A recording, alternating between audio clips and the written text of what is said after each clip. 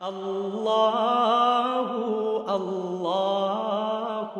اللہ اللہ۔ اعوذ باللہ من الشیطان الرجیم، بسم اللہ الرحمن الرحیم۔ السلام علیکم خواتین و حضرات، پروگرام دین کیا کہتا ہے کے ساتھ آپ کا میزبان مفتی محمد عامر حاضر خدمت ہے۔ جیسا کہ آپ جانتے ہیں کہ اس پروگرام کے اندر ہم آپ کے سوالات کو ای میلز کے ذریعے، واٹس ایپ کے ذریعے شامل کرتے ہیں اور آپ کے سوالات کے جوابات بھی دیتے ہیں، اور جو آپ کے مسائل ہوتے ہیں ان کا شریعت کیا حل بتاتی ہے وہ آپ کے سامنے پیش کرتے ہیں۔ ہم سے ایک سوال یہ پوچھا ہے کہ کیا مرنے کے بعد اپنے اعضاء ڈونیٹ کر سکتے ہیں کہ نہیں کر سکتے؟ دیکھیں، اس حوالے سے شریعت نے بڑے احتیاطی احکامات بیان کیے ہیں، جہاں ایک طرف ہمیں یہ حکم دیا گیا ہے کہ دوسرے لوگوں کی مدد کرنا یہ ایک بہت بڑا اجر عظیم اور ثواب ہے، لیکن وہاں پہ ہمیں اس مدد کی حدود اور باؤنڈریز بھی بتائی ہیں کہ آپ کسی کی مدد کے لیے کسی اور کو نقصان نہیں دے سکتے ہیں۔ یعنی ایک انسان کی مدد کرو تو دوسرے انسان کو نقصان نہ پہنچے، ورنہ مدد کرنے کا کیا فائدہ؟ آپ ادھر ایک کی مدد کر رہے ہو، دوسرے کو نقصان پہنچا رہے ہو۔ تو مدد کرنے کا اصول اور مقصد یہ ہوتا ہے کہ انسانیت کو فائدہ پہنچانا۔ اگر انسانیت کو نقصان پہنچا کے ہی فائدہ پہنچاؤ گے تو ایسا فائدہ پہنچانے کی کوئی ضرورت نہیں ہے۔ یہ جو مدد کرنا ہوتا ہے انسانیت کی، اسی کے نام پہ ایک یہ موضوع، ایک یہ مسئلہ زیر بحث آتا ہے کہ کیا ہم مرنے کے بعد اپنے اعضاء ڈونیٹ کر سکتے ہیں؟ تو دیکھیں، آپ زندگی میں اپنے مال کے ذریعے، وقت کے ذریعے اور جو چیزیں اور جو اختیارات اللہ نے آپ کو دیے، ان اختیارات میں رہتے ہوئے تو آپ جتنی مدد کرنا چاہے کر سکتے ہیں، لیکن آپ کا جسم، آپ کا وجود، یہ اللہ تبارک و تعالیٰ کی طرف سے آپ کے پاس امانت ہے۔ انسان کا جسم، یہ زندگی اللہ کی عطا کردہ ہے، اللہ کی امانت ہے، تو ہم اس میں خیانت اپنی مرضی سے نہیں کر سکتے ہیں۔ ہاں، وہ چیزیں جو ری جنریٹ ہوتی ہیں، مثلا آپ کے جسم کے بال ہیں، آپ کے جسم کے اندر بلڈ ہے، یہ ری جنریٹ ہوتا ہے، تو آپ اگر یہ چیزیں اگر کسی کو دینا چاہیں تو آپ دے سکتے ہیں، لیکن آپ کڈنی کسی کو دے دیں، آنکھیں کسی کو دے دیں، تو دیکھیں انسان جو ہے نا، انسان کی ایک حرمت بھی ہوتی ہے۔ انسان کو اللہ تعالیٰ نے لَقَدْ كَرَّمْنَا بَنِي آدم، انسان کو اللہ تبارک و تعالیٰ نے اشرف المخلوق بنایا۔ انسان چاہے زندہ ہو یا مردہ ہو، اس کی ایک عظمت اور ایک عزت اور ایک رسپیکٹ ہوتی ہے۔ تو لہٰذا اگر انسان کی آنکھ کو آج تو آپ نے کسی کی مدد کرنے کے لیے ڈونیٹ کر دیا ہے، لیکن یہ بعد میں ایک دھندا بن جائے گا، تو پھر کسی کو آپ دیکھیں گے کہ قبر میں سے کسی کی آنکھیں چوری ہو رہی ہیں، قبر میں سے نہ صحیح، لیکن اگر کوئی انتقال کرتا ہے تو سرٹن ٹائم کے اندر، اس وقت تک ایک اندازے کے مطابق میڈیکل سائنس انسان کی باڈی کے 18 سے زائد آرگنز جو ہے وہ باقاعدہ یوز کر سکتی ہے، اور کسی کو بھی بیچ سکتی ہے، اس کو باقاعدہ سیو کر سکتی ہے، اور جب چاہے اس کو استعمال کر سکتی ہے۔ اور آپ نے سنا ہی ہوگا کہ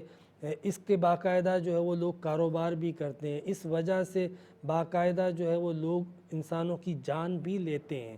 تو اگر اس سسٹم کو ختم کر دیا جائے نا کہ بھئی یہ جو ہے وہ ڈونیٹ نہیں ہو سکتا اور یہ اللہ تعالیٰ کی امانت ہے، بلکہ قانونی طور پہ کتنی جگہ پر تو پابندی بھی ہے، تو جب قانونی طور پہ بھی پابندی ہے تو ہمیں اس چیز میں احتیاط کرنی چاہیے کہ ہمیں باقاعدہ وصیت کرنا کہ آنکھیں دے دوں گا،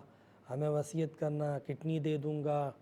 تو یہ میرا نہیں خیال کہ مناسب ہے۔ اس میں بعض فقہاء نے اس میں اجازت بھی دی ہے، البتہ جو دلائل میرے سامنے انسان کی عظمت کے، اور جو دلائل میرے سامنے ہے کہ وجود انسان کا جسم اللہ تبارک و تعالیٰ کی امانت ہے، تو ان کے پیش نظر اور ان خدشات کے پیش نظر کہ کہیں ایسا نہ ہو کہ انسان کے اعضاء کی باقاعدہ ایک دکان کھلی ہو، اور کہیں آنکھ بک رہی ہے، کہیں کان بک رہا ہے، کہیں ناک بک رہی ہے، تو پھر انسان کی عظمت اور حرمت کہاں سے رہے گی اگر آج اس کے اوپر پابندی نہ لگائی، اور یہ دروازے کھولتے گئے تو آہستہ آہستہ آپ دیکھیے پھر اس کا اینڈ کہاں پر جا کے ہوتا ہے۔ تو میرا یہ خیال ہے کہ اعضاء کی سیل اور پرچیز کرنا، اس کو انسانی اعضاء کو ڈونیٹ کرنا بھی اور اس کو باقاعدہ کسی کو دینا بھی یہ درست نہیں ہے، اللہ تبارک و تعالیٰ کی امانت ہے اور اس میں ہمیں خیانت نہیں کرنی چاہیے۔ ایک سوال ہم سے یہ پوچھا کہ تمباکو نوشی جائز ہوتی ہے یا نہیں؟ اب یہ چونکہ رمضان میں پوچھا ہے تو کہیں روزے میں تو نہیں پوچھ رہے ہیں، دیکھیں روزے میں تو ویسے بھی بہرحال روزہ ٹوٹ جاتا ہے، لیکن آپ نے چونکہ مطلق پوچھا ہے تو تمباکو نوشی ویسے تو منع نہیں ہے، یہ ایک الگ بات ہے کہ اس کے استعمال سے نقصان ہوتا ہے۔ اب دیکھیں نا آپ، بہت سارے گھی ہوتے ہیں، تیل گھی ہوتا ہے، اس کے استعمال سے بھی نقصان ہوتا ہے۔ اس طرح بہت ساری غذائیں ہیں کہ جن کا کھانا جو ہے وہ چینی ہے، شوگر کا خطرہ رہتا ہے، مطلب چینی کے استعمال سے بھی بہت سارے نقصانات، آدمی موٹا ہو جاتا ہے، چربی بڑھ جاتی ہے، اور بہت ساری چیزیں ہوتی ہیں کہ جن کے استعمال سے ہمیں پتہ ہوتا ہے کہ یہ خدشے ہیں، لیکن بہرحال وہ حرام نہیں ہو جاتا، اجتناب کرنا چاہیے، احتیاط کرنا چاہیے۔ بالکل اسی طرح تمباکو نوشی کا بھی حکم ہے کہ وہ یقیناً نقصان دہ ہے، لیکن حرام تب تک نہیں ہے کہ جب تک ڈاکٹر یہ نہ کہہ دیں کہ اگر اب تم نے سگریٹ پی، اگر اب تم نے تمباکو نوشی استعمال کیا تو تمہاری جان کو خطرہ ہے۔ جب یہ نوبت آ جائے تو اس وقت تمباکو نوشی حرام ہو جاتا ہے، اور اس سے پہلے ناپسندیدہ ضرور ہے لیکن یہ کہ حرام نہیں ہوگا۔ ایک سوال ہم سے یہ بھی پوچھا ہے کہ کیا کسی انسان کے جسم کے اندر کوئی اللہ کا ولی داخل ہو سکتا ہے؟ تو دیکھیں یہ ایسا نہیں ہو سکتا ہے، اس کو حلول کہتے ہیں۔ حلول کرنا، ایک شخصیت کے اندر دوسری شخصیت کا داخل ہو جانا، یہ عقیدہ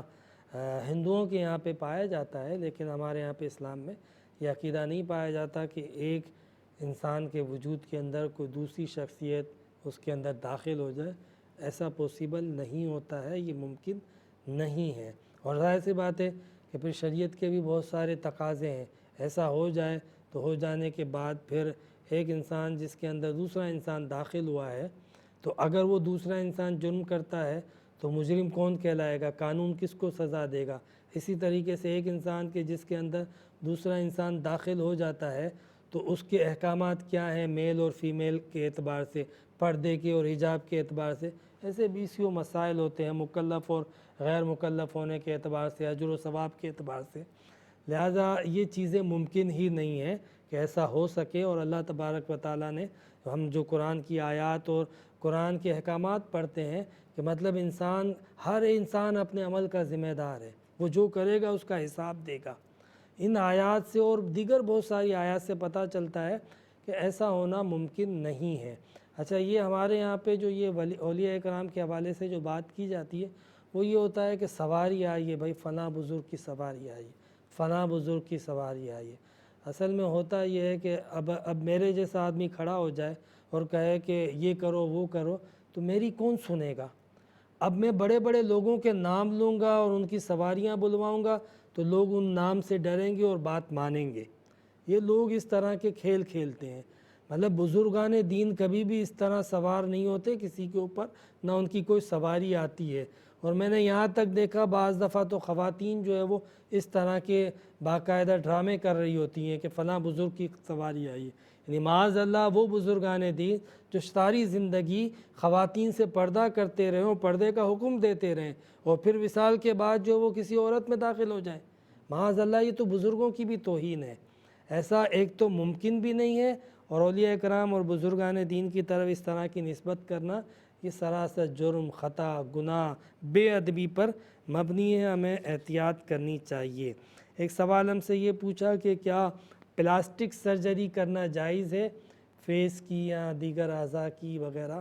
دیکھیں ویسے تو اصلاً تو دیکھا جائے تو پلاسٹک سرجری جو ہے وہ نہیں کرنی چاہیے۔ اس کی وجہ یہ ہے کہ اللہ تبارک و تعالیٰ نے آپ کو جو چہرہ دیا، جو خلق دی، جو ساخت دی، جو شکل و صورت دی، اس حیت کو آپ تبدیل نہ کریں۔ اس کو تبدیل کرنا یہ درست نہیں ہوتا۔ ہاں بعض اوقات ضرورت پڑ جاتی ہے، کوئی جل گیا ہے، کوئی حادثہ ہو گیا ہے، یا کوئی کان آدھا کٹ گیا ہے، تو اب وہ اس طرح کا بھدا سا اور برا سا محسوس ہوتا ہے جلنے کے بعد کہ اگر اس کو سرجری نہ کرایا جائے تو لوگ دیکھنے سے کراہت محسوس کرتے ہیں، سرجری نہ کروائی جائے تو لوگ دیکھنے سے جو ہے وہ نفرت کرنے لگتے ہیں، یا بچے ہوں تو وہ ڈر جاتے ہیں۔ تو لہٰذا ایسی صورت میں تو اجازت ہو سکتی ہے۔ نارمل صورت میں پلاسٹک سرجری کرانا کہ میرا رنگ جو ہے وہ اتنا سفید نہیں ہے تو گورا ہو جائے، چمڑی ڈھیلی ہے تو ٹائٹ ہو جائے، اس طرح کی اپنی حیت تبدیل کرنا، احادیث مبارکہ میں ایسا کرنے پر لعنت آئی ہے۔ شریعت میں بلا وجہ اس طرح کرنے کی اجازت نہیں ہے، بلکہ ناجائز اور حرام ہے۔ اب چونکہ ہمارے پروگرام کا وقت مکمل ہو چکا ہے، لہٰذا ہم جو ہے وہ اپنے باقی سوالات کے جوابات انشاءاللہ نیکسٹ پروگرام میں نیکسٹ ویک میں پیش کریں گے۔ چونکہ یہ پروگرام پیش کرنے کے لیے ہمارے ساتھ تعاون کیا ہے الحسنات فاؤنڈیشن نے، اور الحسنات فاؤنڈیشن جیسا کہ آپ جانتے ہیں کہ یہ چاہے کوئی بھی نیکی کا کام ہو، کوئی بھی رفع عامہ کا کام ہو، خدمت خلق سے متعلق جو بھی کام ہو اس میں پیش ہوتا ہے۔ بچوں کی تعلیم ہو، یا جہاں پانی کی عدم دستیابی ہو وہاں پہ ہینڈ پمپ وغیرہ اور کنویں وغیرہ اور پانی وغیرہ کو فراہم کرنا ہو، یا اسی طریقے سے بے سہارا لوگوں کو سہارا دینا اور مدد کرنا ہو، ان تمام کاموں کے اندر الحسنات فاؤنڈیشن